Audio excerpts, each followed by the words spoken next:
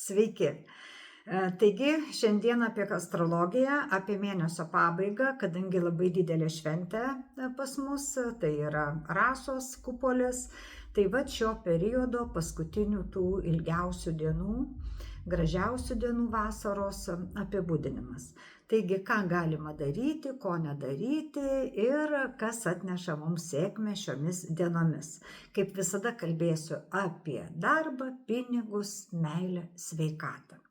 Taigi, mielieji, kaip visada dabar vėl savo mantrą, kad prašau prenumeruoti, stebėti Facebooką, dalintis įrašų ir, aišku, būtinai komentuoti ir patiktukai, nes tokiu būdu jūs padidinate sklaidą šito įrašo.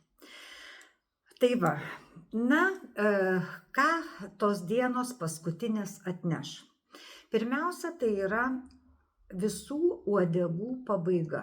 Tai jeigu turėjote kažkokių tai nebaigtų uodegų darbų, būtinai reikia užbaigti. Jeigu kažkokie tai projektai turėjo baigtis iki Liepos 1, irgi tai reikia stengtis užbaigti, nes paskui bus labai toks intensyvus laikas ir galit nebespėti. Todėl čia yra toks panašus periodas kaip prieš kūčias, kadangi žinote, 180 laipsnių tai susidaro ir kaip mes prieš kūčias mėginam atiduoti skolas, baigti pradėtus darbus, viską suriktuoti taip, kad jau taip ramia galva švęstume, taip ir prieš Rasas, Kupolės vyksta tie patys dalykai.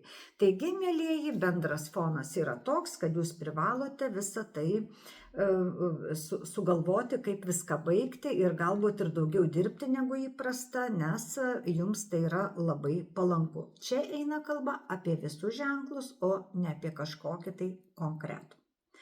Dabar reikia neužmiršti, kad jūs galit gauti labai įdomių pasiūlymų, gali ateiti labai įdomus tokie vertinimai jūsų darbo ir veiklos, kalbant apie jūsų darbą, ir reikėtų tikrai paimti domėn pasiūlymus. Bet tų pasiūlymų dabar nepriimti, o priimti nuo kokios 7-10 Liepos. O dabar turite labai griežtai svarstyti, ar jums apsimoka, ką jūs gausit, ką prarasit, kokias jūs teisės turėsit ir kokie bus apribojimai. Tai va. Dabar ką čia dar pasižymėjau. Labai svarbu yra nuosekliai viską daryti, nes spontaniškumas šiuo periodu yra nepalankus. Todėl jau tikrai dirbate labai daug ir iki pat Rasų ir iki pat mėnesio pabaigos ir iki 7 Liepos labai intensyviai po 25 valandas per parą ir 8 dienas per savaitę. Atostogų kuo mažiau, nes šitas intensyvus metas yra jums palankus įvykdyti planus jūsų veikloje. Dabar dėl pinigų. Pinigai yra labai pakankamai stabili energija pinigų šiuo periodu, yra didelių kraštutinumų nėra, bet vis tiek yra perspėjimai, kad jūs negalite rizikuoti didelėmis sumomis, negalite skolintis ir skolinti didelėmis sumomis.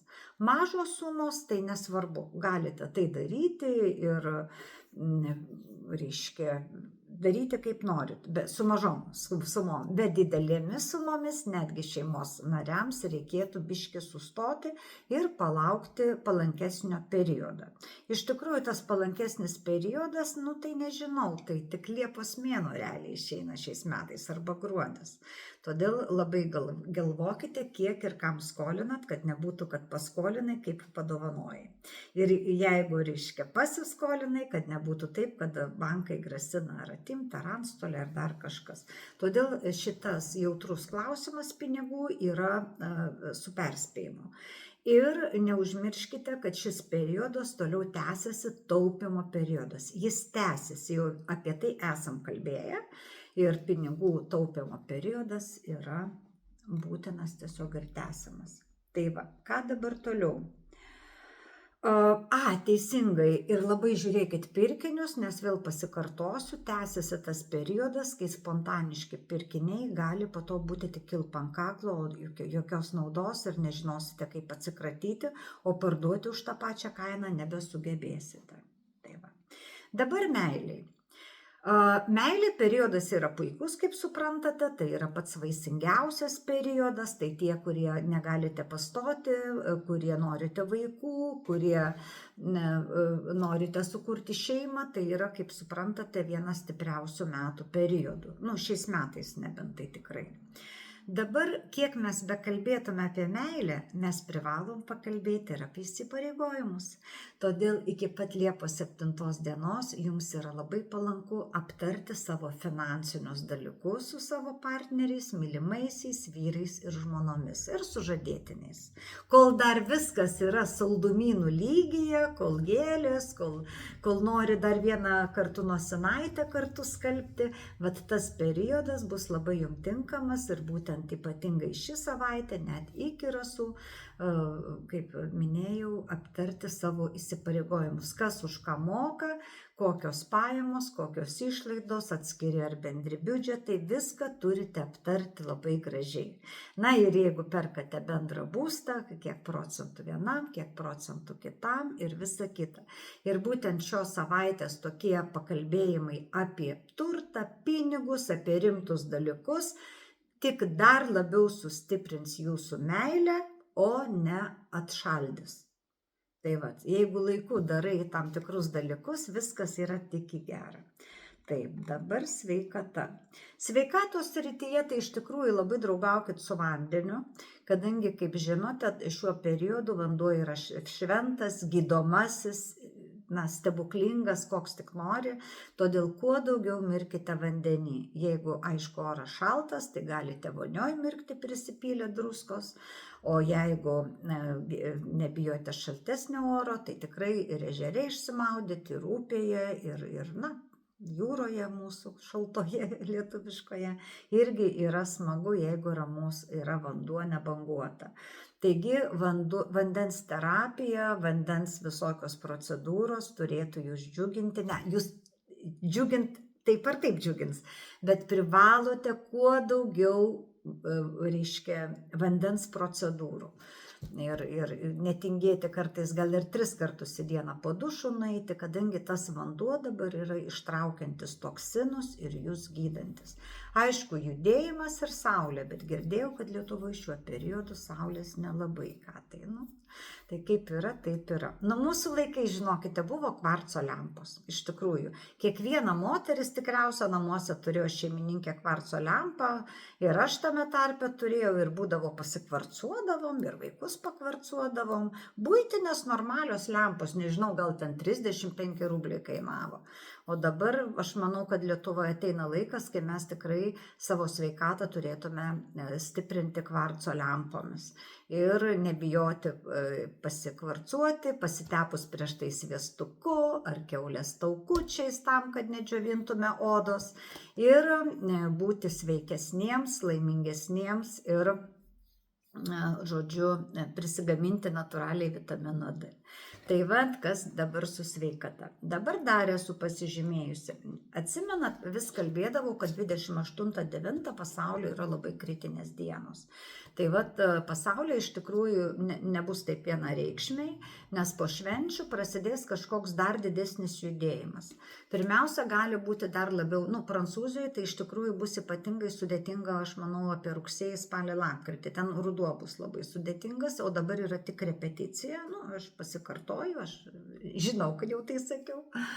Na ir dabar gali tomis dienomis irgi būti kažkokių keistų dalykų, gali atsiverti nauji nepasitenkinimo židiniai ir, žinot, kaip tos provokacijos tokios įdomios, kad kažkas kažką papjauna, toks jausmas, kad lygioje vietoje specialiai ir tam, kad būtų kažkokia provokacija, kad būtų vėl kiršinami žmonės ir taip toliau. Todėl tikrai reikia saugoti šitokių dalykų ir aš tai rekomenduoju visiems 28.9. dienomis būti atsargesniems ir net jeigu bus kažkokie tai renginiai, geriau jos neiti Lietuvoje.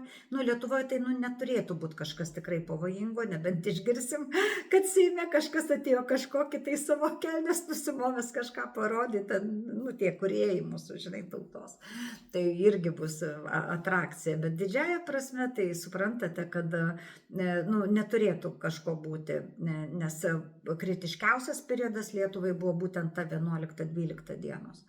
o dabar turėtų būti pakankamai minkštai. Bet pasaulyje taip mes stebėsime keistus dalykus, galbūt kažkokius vien antpolius kariaujančios šalis padarys kažkokius beprotiškus sprendimus labai negerus. Žodžiu, ramybės nebus tomis dienomis. Ir dar noriu pasakyti, Prancūzijoje ten su tom skraidančio blėkštėm kažkokia konferencija vyks, tai ten žada kažką tai paviešinti, nepaviešinti.